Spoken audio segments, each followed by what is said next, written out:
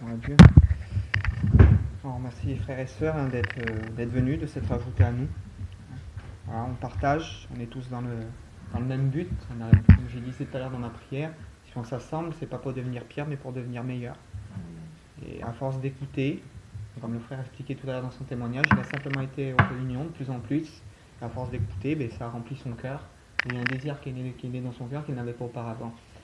Et puis dans la parole de Dieu, il est écrit que la foi vient de ce qu'on entend. Ce qu'on entend vient de la parole de Dieu. D'accord ?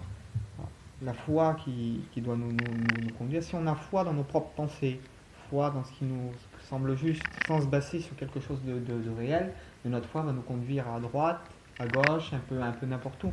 Maintenant, il faut avoir foi en la parole du Seigneur, il faut avoir foi dans sa Torah, dans sa parole. C'est sur ça que nous voulons construire, pas sur autre chose.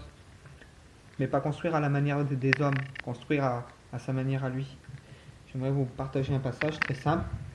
Il y a ça dans l'épître de Jean, 1 Jean, chapitre 5, verset 14.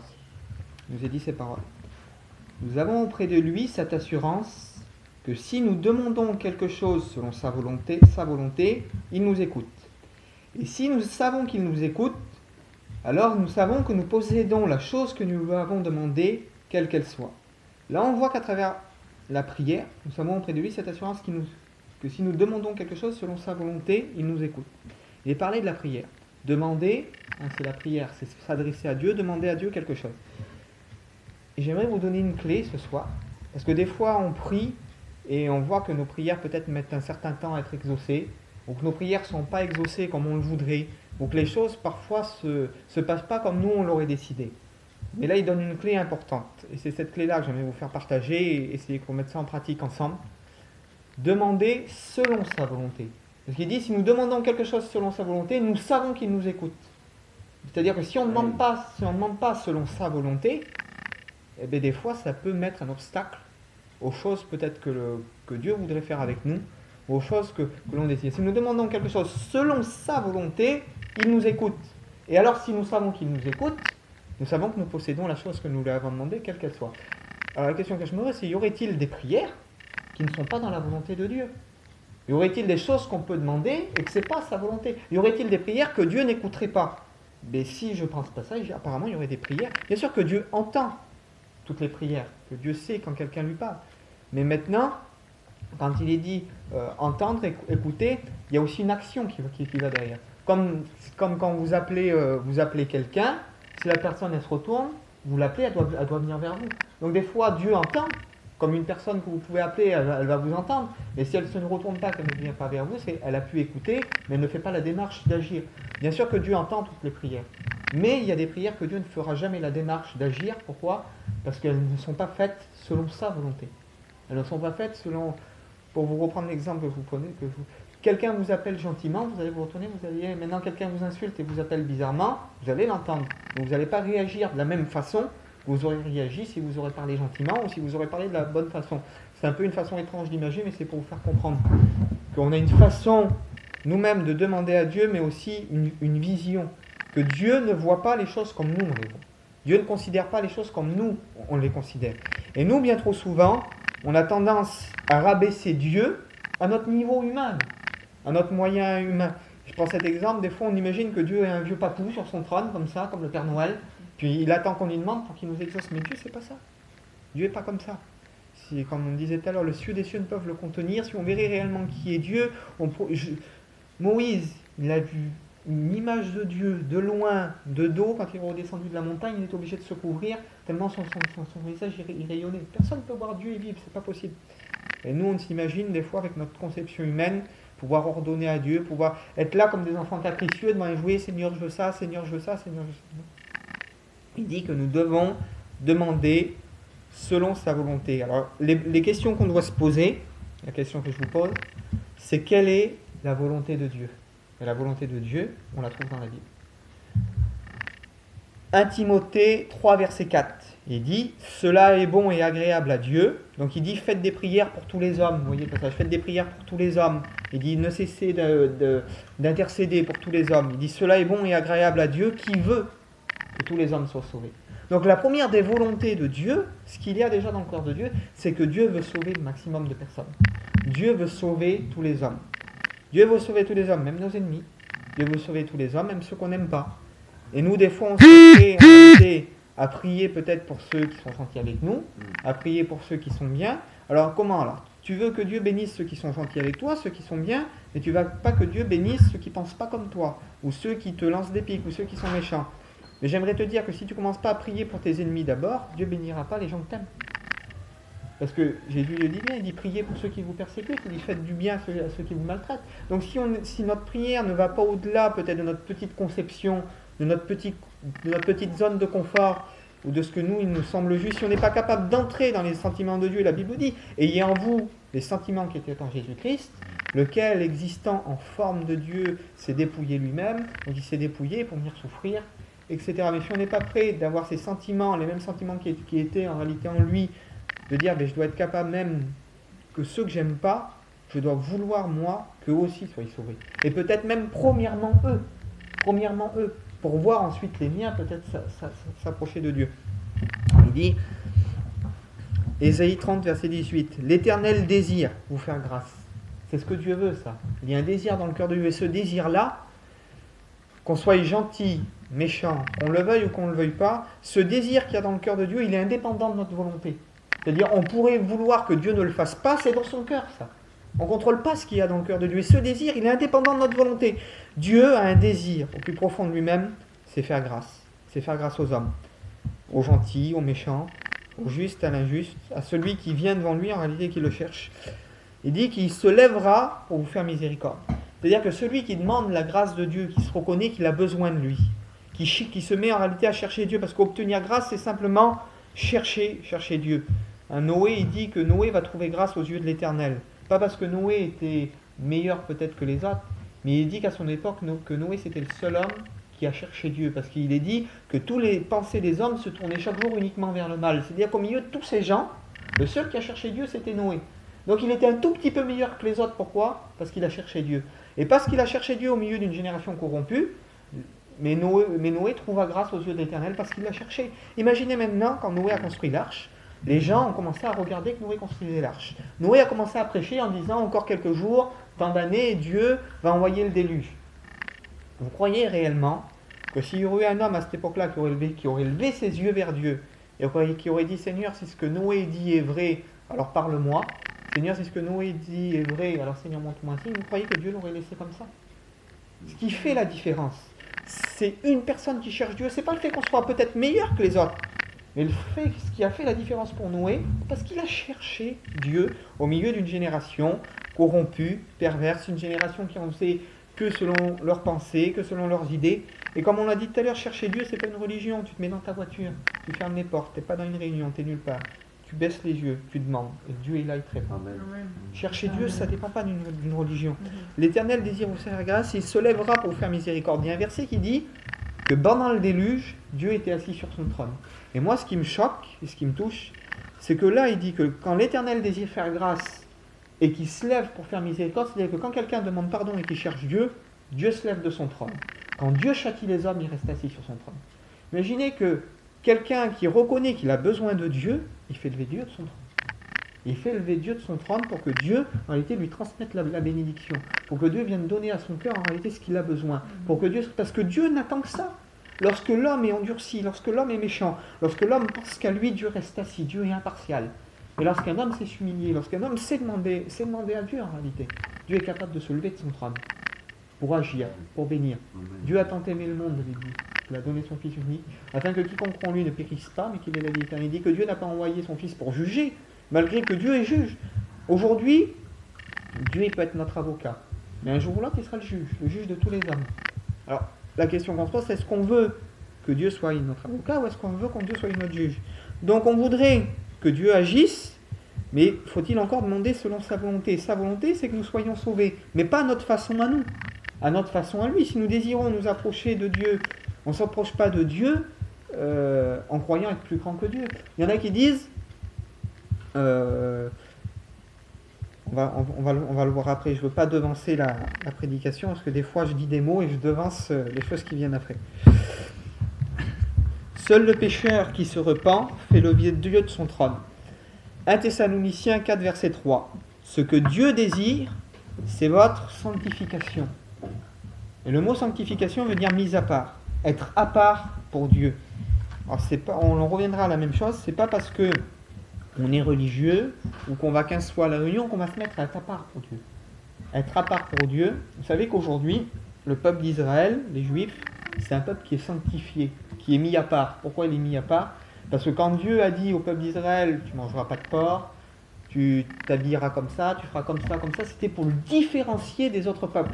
Aujourd'hui, vous pouvez voir un Juif à 500 mètres, vous allez reconnaître que c'est un Juif. Pourquoi? Parce que c'est un peuple qui est mis à part pour porter la Torah, pour porter toujours la Torah, le nom de Dieu. Être sanctifié, c'est ça. Être sanctifié, c'est prendre les commandements de Dieu et les appliquer à notre vie, en réalité. Les appliquer à notre cœur, afin que par notre conduite, par notre langage, nous soyons mis à part. Ce que Dieu désire, c'est notre sanctification. Maintenant, des fois, on prie. Jacques 4, verset 3, il nous dit, vous priez et vous demandez et vous ne recevez pas parce que vous demandez mal, dans le but de satisfaire votre chair. Donc nous, on croit des fois demander, je grossis l'exemple, je prends un exemple assez gros. Seigneur, je voudrais que tu me donnes une Porsche. Tu vois combien je serais heureux avec une Porsche. Tu vois combien je voudrais que tu me donnes beaucoup d'argent, Seigneur. Tu vois combien j'aurais plus de problèmes.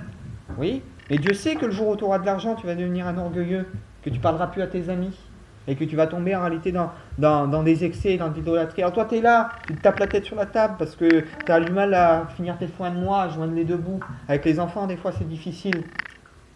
Mais ce que Dieu désire, c'est votre sanctification, c'est votre mise à part. Dieu ne te donnera jamais quelque chose qui sera dangereux pour toi. Même que toi, tu as une bonne conception, même que toi, tu crois que c'est bon pour toi. Dieu sait ce qu'il y a de bon pour toi. Qu'est-ce qu'il dit? Il dit, vous êtes dans mes mains, personne ne peut vous en ravir. Il nourrit les oiseaux du ciel. Il dit, pourquoi? Il dit, je ne prendrai pas. Regardez les lys des champs, vous connaissez tous ces passages.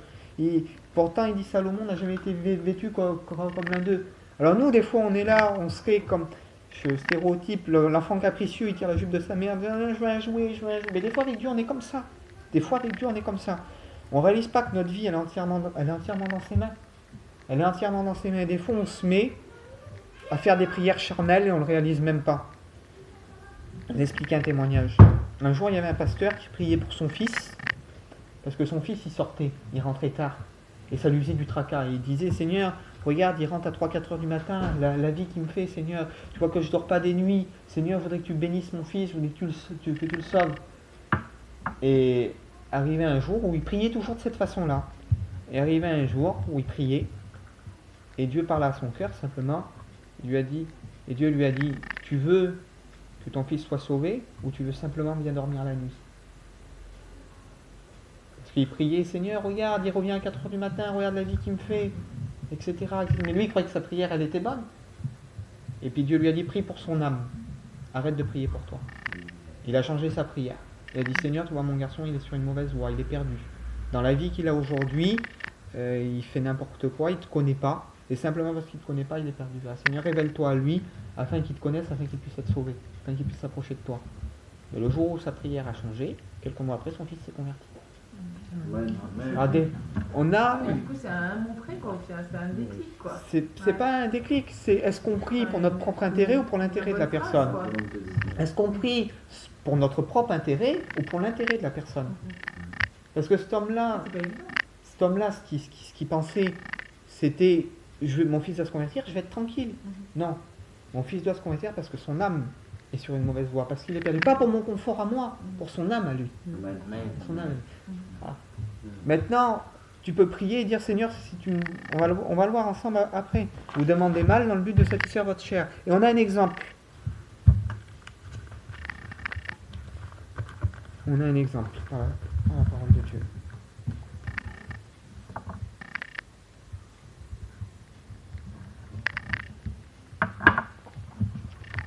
Je brosse l'histoire. Vous lirez dans le premier livre de Samuel. Je ne vais pas vous lire le chapitre entier. Moi, je vais vous lire qu'à partir du verset 9. Je vous montre l'histoire. La Bible dit qu'il y avait à Rama un homme qui s'appelait Elkana. Cet homme, Elkana, la Bible dit qu'il avait 2 femmes. Une qui s'appelait Anne et une qui s'appelait Peninnah. Vous allez vous rappeler de l'histoire. La Bible nous dit que Anne était stérile. C'est Dieu qui l'avait rendue stérile. Et que Peninnah, elle avait plusieurs enfants. et que Pénina, elle meurtrissait Anne en lui disant t'as pas d'enfant, Dieu te bénit pas, etc., etc. Et Anne, c'est la mère de Samuel. Voilà, j'avance un peu l'histoire. Et Anne, la Bible dit qu'elle montait au temple, donc avec son mari Elkana, et puis avec Pénina. Et chaque fois qu'elle montait au temple, elle priait Dieu pour que Dieu, en réalité, enlève le fait qu'elle soit stérile, pour que Dieu lui donne un enfant. Et depuis des années, elle priait, mais elle voyait pas d'exaucement à sa prière. Et quelque part, si vous voulez, elle priait pour une satisfaction personnelle.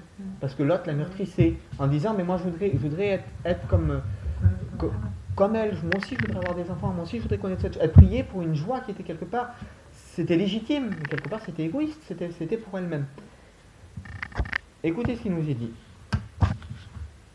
Ça c'est au verset 9, donc au verset 9 du chapitre 1 du livre de Samuel.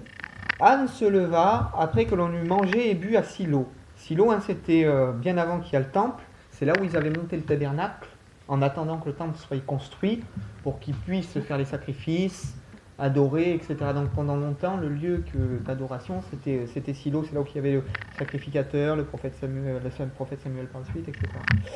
Le sacrificateur Élie était assis sur un siège près de l'un des poteaux du temple. Et l'amertume dans l'âme, elle pria. C'est-à-dire depuis toutes ces années, elle priait d'une façon. Mais ce jour-là, il va avoir quelque chose dans son cœur qui va être différent. Elle va avoir de l'amertume. C'est-à-dire la douleur va être tellement forte, quelque chose qui va tomber sur elle, ça va être tellement forte que sa prière, elle va changer. L'amertume dans l'âme, elle pria. Elle versa des pleurs et fit un vœu à l'Éternel. C'est-à-dire que là, sa prière, ça ne va pas être une prière simplement pour elle, mais elle va promettre quelque chose à Dieu. Elle va promettre quelque chose à Dieu. Elle va aller plus loin que de demander que le Seigneur lui donne un enfant. Elle va promettre quelque chose à Dieu. Et dans sa conception, déjà, ça a changé. Éternel des armées, si tu daignes regarder l'affliction de ta servante, si tu te souviens de moi et que tu n'oublies pas ta servante, et si tu donnes à ta servante un fils, alors je te le consacrerai. Il sera pour toi tous les jours de sa vie. Le rasoir ne passera point sur sa tête. Comme elle restait longtemps en prière devant l'Éternel, Élie l'observa de sa bouche. Et puis, vous connaissez l'histoire, il dit va cuver ton vin, etc. Mais elle dit je prie devant l'Éternel. Mais là, ce qui va changer dans sa prière, alors je vous refais, comme j'ai fait tout à l'heure, Seigneur, donne-moi une Porsche, Seigneur, donne-moi de l'argent. Maintenant, imaginez, Anne, c'était un peu ça. Et un jour, elle a dit, Seigneur, si j'ai de l'argent, eh bien, je te le donnerai, il sera pour te servir. Si j'ai de l'argent, il sera pour toi. Et c'est ce qu'elle va dire à Dieu. Elle dit, Seigneur, si j'ai un fils, si tu me donnes un fils, il ne sera pas pour moi. Si j'ai un fils, Seigneur, il sera pour toi. Seigneur, si tu m'aides à grandir, si tu me délivres de telle chose, si tu me donnes telle chose, que ce ne soit pas pour un plaisir personnel, un intérêt personnel. Et des fois, on fait des choses que Dieu veut nous donner, des intérêts, des désirs personnels. Alors, bien sûr que ce que Dieu nous a donné des choses pour qu'on soit heureux. Dieu ne veut pas qu'on soit des robots à l'adorer toute la journée, etc. Mais Dieu ne veut pas que nous soyons égocentriques. Dieu ne veut pas que nous soyons, en réalité, c'est comme si toi, toute ta vie, tu apprends quelque chose à ton enfant, et un jour ton enfant il s'en va, il se souvient plus jamais de toi, il t'oublie parce que tu lui as donné en réalité ce qu'il désirait. Non. Mais maintenant imagine, tu apprends ton enfant à faire des bonnes choses, et les choses que tu as appris à ton enfant, il les met à ton service. Et ce qu'il a appris en réalité, il le met à ton service pour que toi tu puisses grandir, et pour que toi en réalité tu puisses, je vais parler comme ça, pour quelqu'un qui travaille, développer ton entreprise. Et tu dirais, regarde, j'ai appris des choses à mon fils, aujourd'hui mon fils il est là, il met dans l'entreprise, il prend la relève, ce que je lui ai donné, en réalité il a su me le rendre. Et en réalité, ce que Dieu désire de nous, ce soit pas que nos prières soient charnelles en réalité, et que lorsqu'on prie, que ce soit des choses premièrement serrées pour que nous on grandisse, mais pour que les choses qu'on reçoit on puisse lui rendre en réalité. Je vous parlais tout à l'heure du tikkun olam, de la réparation du monde. Vous savez que la réparation du monde, elle dépend de chacun de nous. Parce que si chacun de nous aujourd'hui s'efforce à faire le bien, on peut réparer le monde qui est autour de nous. On peut réparer les âmes qui sont brisées autour de nous. On peut réparer les gens qui sont brisés autour de nous. Et de dire, Seigneur, si tu me donnes quelque chose, que ce soit pour la réparation du monde, que ce soit pour que le monde autour de moi soit réparé. Si tu me donnes de l'argent, et que ce soit pour aller... Si, Seigneur, la voiture que tu m'as donnée là, et pour que ce soit pour aller chercher des gens, pour les amener à la réunion. Que l'argent que tu me donnes, et bien que des fois je puisse en faire profiter les malheureux. Que la guitare que tu pourvois, Seigneur, que je puisse chanter des cantiques et faire ces, Seigneur, pour toi. On est tous responsables. Le fait que le monde va mal aujourd'hui, on en est tous responsables. Parce que les gens, ils croient, Seigneur, tu nous sauves. On est sauvés, on se met tous ensemble. On est comme des moines, on prie toute la journée. Mais on n'est pas extériorisé vers le besoin des autres, ou vers les autres en réalité. Alors que ce que Dieu nous donne, en réalité, c'est pour que nous puissions en réalité le donner pour les autres, pour que le monde aille mieux en réalité. Et qu'est-ce qu'il dit Jésus? Il dit, j'ai eu faim, vous m'avez donné à manger. J'ai eu soif, vous m'avez donné à boire. J'ai été nu, vous m'avez vêtu. Et il passe, il dit, j'étais en prison, vous m'avez visité, etc. Il dit, et les disciples ils disent, mais c'est quand qu'on a fait ces choses? Il dit, quand vous l'avez fait au plus petit. Il ne parle pas d'un chrétien, il parle de personne. Il parle simplement d'une personne qui est dans la rue, n'importe qui. Quand vous l'avez fait au plus petit, c'est à moi que vous l'avez fait. Et ce passage, il est fort parce que lorsqu'il continue, il dit, mais vous ne m'avez pas donné à manger, vous ne m'avez pas donné à boire, etc. etc. Donc il rénumère toutes les mêmes choses, mais dans le négatif. Et là, Jésus dit, les gens diront, quand c'est qu'on n'a pas fait ces choses? Il dit, quand vous ne l'avez pas fait au plus petit, c'est comme si vous ne l'avez pas fait à moi. Et quand on lit dans ce passage, c'est à ce moment-là qu'il dit, allez à la droite, les brebis, vous les bénis de mon Père, et vous les boucs, il dit, allez à la gauche et allez dans le feu, retirez-vous de moi, maudit. Donc semblerait-il que le fait de vouloir réparer le monde, d'être bon avec les gens autour de nous, ça a une incidence sur notre salut. Amen. Donc on peut pas dire que ça ne nous concerne pas. On ne peut pas dire que les choses que Dieu nous donne, on doit les garder pour nous. On ne peut pas dire que les choses que Dieu nous donne, on doit être égocentrique, tout garder. C'est pour ça si nous demandons quelque chose selon sa volonté, vous commencez à comprendre. Si nous demandons quelque chose selon sa volonté, alors nous savons qu'il nous écoute. Premièrement, la volonté de Dieu, c'est de penser comme lui pense. De dire, Seigneur, si tu me donnes, je dois être capable de donner aux autres. Si tu me donnes, je dois être capable de te rendre. On ne peut pas donner à Dieu directement ce qu'il nous a donné. Mais maintenant, quand on donne aux autres, on donne à Dieu. Parce que quand Dieu nous donne, c'est pour que le monde autour de nous se développe, pour que les gens autour de nous reçoivent des bonnes choses. Vous savez, on n'est pas obligé de parler de Dieu à quelqu'un pour faire du bien. Qu'est-ce qu'il dit, le passage? Il dit, parce que j'ai eu faim, vous m'avez donné à manger. Il n'a pas dit parce que tu as évangélisé la personne pendant 3/4 d'heure. Tu avais 20 €, tu y as donné, tu as été y acheter un sandwich. Mais ça, Dieu, il le voit. Et ça a peut-être plus de valeur des fois. Parce que les gens aujourd'hui, Seigneur que Dieu me pardonne, mais faut évangéliser, il faut amener les gens à la salle pour faire du chiffre. C'est pas ça que Dieu regarde. Dans ton cœur, la bonne action que tu fais là, quand tu lui donnes le sandwich, tu lui dis à la personne que Dieu l'aime. Que Dieu l'aime et qu'il reçoit ça de la part de Dieu. Tu n'as pas besoin d'y parler de Dieu 2 heures. Tu n'as pas besoin de prendre la personne là pour pouvoir la faire adhérer à ton église ou pouvoir faire adhérer à droite à gauche. Toi, tu es là, tu sèmes. Dieu est capable d'y envoyer quelqu'un derrière lui et qui va lui dire, eh bien, tu sais, le Seigneur il t'aime aussi. 1, 2, 3 personnes. Dieu est capable de le faire. Maintenant, des fois, on est tellement formaté par des façons de vivre, par des mouvements, par des religions, tellement formaté par tellement de choses, alors que la Bible, elle est tellement simple. Que la Bible, elle est tellement simple. Que la parole de Dieu est tellement simple. Regardez ce qu'il est dit. On va prendre un autre exemple. Ça, j'aime bien ce passage. Vous lirez ça dans Luc 18, verset 9. Il dit encore cette parabole en vue de certaines personnes se persuadant qu'elles étaient justes et qui faisaient aucun cas des autres. Donc on revient, ça touche encore à la même chose. 2 hommes montaient au temple pour prier. L'un était pharisien et l'autre publicain. Le pharisien debout priait ainsi en lui-même. Ô Dieu, je te rends grâce de ce que je ne suis pas comme le reste des hommes, qui sont ravisseurs, injustes, adultères, ou même comme ce publicain. Moi, je jeûne 2 fois par semaine. Je donne la dîme de tous mes revenus. Mais le publicain qui se tenait là, à distance, n'osait même pas lever les yeux au ciel. Il se frappait la poitrine en disant « Ô Dieu, sois apaisé envers moi qui suis qu'un pécheur. Je vous le dis en vérité, celui-ci descendit dans sa maison justifié plutôt que l'autre. Car quiconque s'élève sera abaissé, et celui qui s'abaisse sera élevé. » Amen. 2 hommes. La Bible dit que Dieu résiste aux orgueilleux, mais qu'il fait grâce aux hommes. 2 hommes. On revient encore, je vous dis la même chose. Le pharisien était plein d'orgueil. Le pharisien, il dit, moi je ne suis pas comme l'autre, je jeûne, je prie, je donne la dîme de mes revenus. Je ne suis pas comme ce publicain. Lui, il vient devant Dieu et puis il est debout en réalité. Il est debout pour que tout le monde le voit. Et lui, il dit que le publicain, lui, il ne lève même pas les yeux vers le ciel. Disant, Seigneur, je suis même pas capable de lever les yeux vers toi tellement que je me sens des fois pas assez bien pour toi. Mais quand il dit, sois apaisé envers moi qui suis qu'un pécheur, dans le grec, c'est le mot élastérion. Et élastérion, c'est ce qui est désigné le couvercle de l'autel, vous savez, l'arche de l'Alliance, lorsqu'on égorgeait, le jour du grand pardon, lorsqu'on égorgeait, qu'on venait verser le sang. Et ce qu'il présente là, pour vous traduire littéralement, ce qu'il est en train de dire, cet homme-là, c'est à cause du sang versé, soit apaisé envers moi. Il ne présente pas ses œuvres, parce qu'il sait que les œuvres qu'il fait, ben, reviennent à Dieu. Et on revient à ce que je vous disais tout à l'heure, ce que Dieu nous donne, c'est pour quelque part y revenir à lui. Il sait que les œuvres qu'il fait, ça revient à Dieu. Donc il ne présente pas ses œuvres, il présente le pardon que Dieu a accompli le jour du grand pardon. Il présente le sang qui est versé. Il dit, à cause du sang versé, pas parce que je suis gentil, pas parce que je parle bien, pas parce que je prêche bien, pas parce que je fais... Non. À cause du sang versé, parce que c'est toi qui fais de moi ce que je suis en réalité. C'est toi qui m'aide à être meilleur, c'est toi qui m'aide à être bon. Et ce que je peux donner aux autres, je le peux parce que c'est toi qui me le transmets. À cause du sang versé, sois pesant vers moi qui suis un pécheur.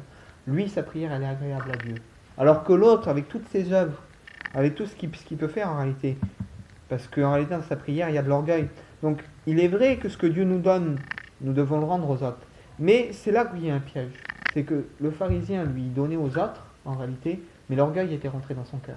Il donnait aux autres pour être vu. Il donnait aux autres pour être connu en réalité. Pour être connu, reconnu. Je donne la dîme de tous mes biens. Je jeûne tant de fois par semaine. Alors, c'est bizarre peut-être, le publicain, il en faisait peut-être moins. Il était peut-être moins vu, mais il était plus sincère.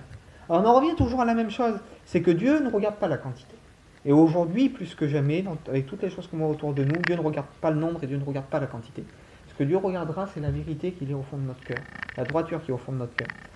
Il y en aura, ils auront été 5 fois à la réunion par semaine, ils auront été au culte tous les dimanches, puis ils auront été à côté. Il y en aura, ils auront été une fois à la réunion par semaine, ou des fois, ils auront mis, des fois pendant 2-3 semaines, ils ne vont pas à la réunion, ils prennent une fois le culte de temps en temps.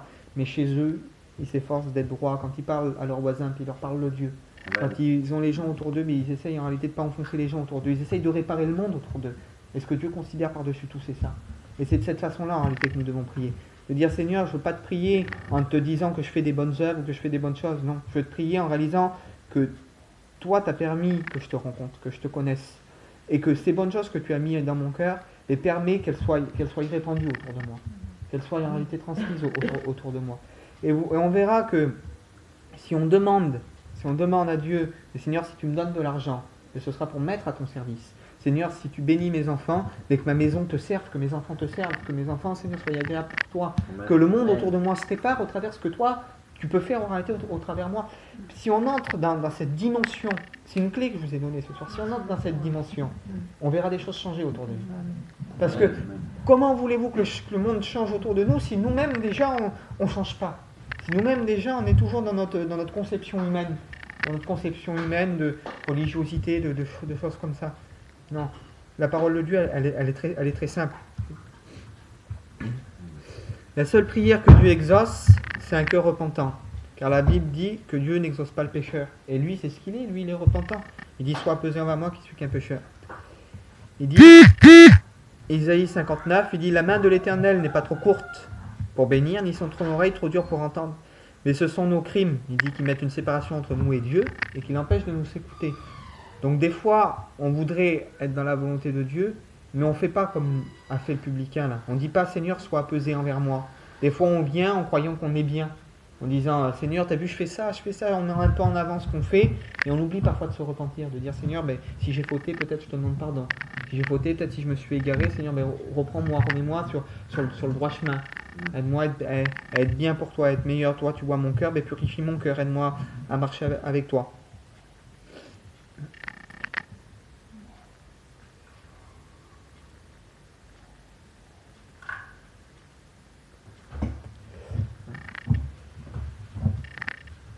Je n'irai pas plus loin, je n'ai pas d'autres notes. Il y avait juste ce passage, vous lirez dans l'évangile de Jean, chapitre 17. C'est la prière sacerdotale. Moi, l'autre fois, quand j'ai lu ça, ça m'a touché. Parce que Jésus, en fait, il prie son Père et il dit, je n'ai perdu aucun de ceux que tu m'as confiés, etc. Et à un moment, il prie pour les générations futures, en fait. Et il dit que ceux qui croiront en moi, garde-les en toi. Ceux-là, ceux que tu vas m'envoyer. Et puis, j'étais en train de réaliser que Jésus, à ce moment-là, il est en train de prier pour chacun de nous, en fait. Est-ce que nous, des fois, on est capable de prier réellement, comme j'ai dit, pour... Jésus priait pour des gens qui pensaient peut-être pas, lui, qui l'ont rejeté. Sur la croix, il a dit, Père, pardonne-leur, parce qu'ils ne savent pas ce qu'ils font. Donc là, il prie pour eux, en réalité. Il prie pour eux à ce moment-là. Est-ce que nous, on est capable de prier, des fois aussi, pour des gens qui nous font du mal? Donc on lira simplement le verset, il dit... Nous savons que si nous demandons quelque chose selon sa volonté, il nous écoute. Donc, encore selon sa volonté, pas selon notre conception. Il faut savoir entrer dans sa volonté, entrer dans ce qui lui est agréable à lui. Et si nous savons qu'il nous écoute, parce qu'on prie selon sa volonté, alors nous savons que nous possédons la chose que nous lui avons demandé, quelle qu'elle soit. Lorsque ce n'est pas pour un bienfait personnel, ou quelque chose d'égocentrique, quelque chose d'égoïste, mais lorsque c'est pour transmettre aux hommes, pour que le monde se répare, pour que le monde aille mieux, pour que autour de nous ça aille mieux, pour qu'on puisse faire du bien aux gens, faire du bien à nous-mêmes. Alors Dieu est capable de le faire. J'aimerais juste sortir cette note. Des fois, on est tous pareils, et j'ai fait cette prière-là. Seigneur, je voudrais que tu me donnes à aimer comme toi tu aimes, à avoir la justice comme toi tu as la justice. On le fait cette prière des fois. Voilà. Alors il faut savoir que pour aimer comme Dieu aime, Jésus, lui, il est l'exemple. Il est l'exemple. Eh bien, Jésus, quand il a aimé des gens qui lui ont mis des coups de poing. Il a mis des gens qui lui ont mis des baffes, qui lui ont arraché la barbe. Donc pour apprendre à aimer comme Dieu aime, Dieu va nous envoyer des gens pour qu'on apprenne à les aimer. Alors est-ce qu'on est prêt à rentrer dans cette conception de dire Seigneur, je veux aimer comme tu aimes, tu veux aimer comme... Ouais, c'est bien, tu veux aimer comme moi j'aime. Voilà. Maintenant, aime celui-là, là, il va venir te ronger, il va te parler mal, il va te remballer, il va t'envoyer des pics. Ah, tu veux aimer comme moi j'aime? Mets-toi à l'épreuve, maintenant vas-y, aime-le. Ah Seigneur, pourquoi? Regarde, je me dispute avec tout le monde, j'ai des problèmes. Et t'as prié pour aimer comme moi j'aime. Et je t'envoie des gens qui te font des misères pour que tu apprennes à aimer comme moi j'aime. Seigneur, je veux pardonner comme toi tu pardonnes. Pourquoi il m'arrive que des problèmes? Je me dispute avec ma belle-mère, je me dispute... Apprends à pardonner comme je pardonne, tu pries. Ça, ce que tu demandes, ça arrive et maintenant tu es étonné. Méfiez-vous. Seigneur, c'est peut-être grave ce que je dis. Méfiez-vous des prières que vous faites à Dieu. Faites attention, méfiez-vous des prières que vous faites à Dieu. Parce que des fois, vous faites une prière, on est plein de bons sentiments, on est dans des élans. Dieu est en train de nous envoyer en réalité des choses pour confirmer les prières qu'on a faites, mais en réalité, c'est des épreuves qu'on en vit. Seigneur, je veux aimer comme toi tu aimes. Mais oui, mais tu vas en prendre plein la tête pour aimer comme Dieu aime. Réfléchir en prier. C'est bête ce que je vous dis. Mais c'est une conception, c'est la réalité. La réalité, elle est comme ça. La réalité, elle est comme ça. La réalité, elle est comme ça. Et si on veut construire, il faut qu'on apprenne. Le pauvre nommé Lazare, on veut tous être, je l'ai prêché l'autre fois, on veut tous être le riche sur la terre. Il y avait un Lazare, donc qui était pauvre, malade, couvert d'ulcères, qui couchait à la porte du riche et ne pouvait même pas manger les miettes. Personne ne veut être Lazare. On veut tous être le riche. Joyeuse et brillante vie, tranquille, plein de copains, les grillades, les repas, bien comme il faut. Mais quand le moment vient fatidique où les deux meurent, eh bien Lazare, lui, il est avec le Seigneur. Et le riche, lui, il est dans le lieu tourment, pas parce qu'il était riche, mais parce qu'il n'a pas fait la volonté de Dieu, parce qu'il a laissé mourir de faim le pauvre malheureux qui était devant sa porte. Alors on dirait, Seigneur, regarde, moi ce qui me touche dans ce passage que Jésus parle, Lazare, il aurait pu dire, ben Seigneur, j'ai pas d'argent, je suis malade, pauvre, couvert d'ulcères, je vais aller voler. Seigneur, j'ai rien à manger, je fais comment? Seigneur, tu me laisses mourir alors. Il aurait pu se rebeller contre Dieu et dire, Seigneur, je vais aller voler. Nous, on serait dans une situation comme ça, et peut-être on essayerait de la résoudre avec des moyens humains. Peut-être on essayerait de s'excuser, de dire, Seigneur, ben, je vais aller voler, Seigneur, je n'ai rien à manger, tu sais que je ne peux pas faire autrement, je vais mourir, regarde ma femme, regarde mes petits, Seigneur, comment je vais faire? Il dit, à aucun moment, sa bouche, ses actes. Alors on voudrait tous être des riches, mais personne ne veut être Lazare sur la terre. Mais dans le ciel, on veut tous être Lazare, dans le ciel, on veut tous être portés, on voudrait tous être récompensés, dans le royaume de Dieu, on voudrait tous être récompensés. Alors, si Dieu, moi je me pose la question, et c'est pour ça, dernièrement je passe beaucoup d'épreuves, je souffre, mais je me dis, Seigneur, si tu veux que je sois un Lazare, est-ce que c'est à moi de dire, ou de faire, des fois je serais de dire, mais, Seigneur, je vais faire ça, ou là j'ai des dossiers, mais je vais me venger peut-être. Voilà. Et le Seigneur il dit non, le Seigneur dit, il faut que tu sois un Lazare. Il faut que tu sois un Lazare, il faut que tu apprennes à souffrir. Amen. Voilà, il faut que tu apprennes à souffrir, il faut que tu apprennes. Donc des fois aussi dans nos prières, de pas des fois de ce qu'on passe en vouloir à Dieu. En vouloir à Dieu ou se rebeller contre Dieu. C'est tellement facile. La vie c'est une épreuve. La vie c'est une épreuve. Et il dit heureux celui qui supporte patiemment la tentation, car après avoir été éprouvé, il recevra la couronne de vie que Dieu lui a promis. Dans le mot éprouvé, il y a le mot prouvé. Comment on prouve à Dieu qu'on l'aime? C'est pas en étant toujours bien, toujours dans la hauteur, toujours... Il dit tous ceux qui veulent vivre pieusement en Jésus-Christ, ils seront persécutés. Donc il faut aussi apprendre à vivre la persécution et puis à prier. Mais c'est pas parce qu'on est persécuté, c'est pas parce qu'on a des choses sur notre dos qu'on ne doit pas prier pour que le monde aille mieux, pour que nous-mêmes on aille mieux, et qu'on ne doit pas s'efforcer de donner. Jésus, lui, quand il a donné quand tout allait mal autour de lui. Ses disciples, ils l'ont abandonné, il était tout seul, même son père, à un moment, il ne pouvait plus regarder, il s'est détourné de lui. Donc Jésus, ce qu'il a donné de meilleur, il l'a donné pour la réparation du monde, pour que le monde aille mieux, pour qu'on aille mieux, pour que nos péchés soient enlevés en réalité. Et ce que Dieu attend de nous, c'est le même exemple. On ne veut pas donner à Dieu quand ça va mal, mais c'est à ce moment-là qu'il faut qu'on donne autour de nous aux gens. C'est quand ça va mal. C'est quand on est au bout qu'il faut qu'on apprenne à donner. Il dit, ne vous laissez pas vaincre par le mal, mais surmontez le mal par le bien. Je vous dis, on a encore roulé. Vous avez raison, frère. On a encore roulé. Il faut que cette maturité spirituelle, là, chaque jour, qu'on apprenne à la mettre en pratique ensemble, et qu'on apprenne à grandir ensemble. Hein, on va prier le Seigneur.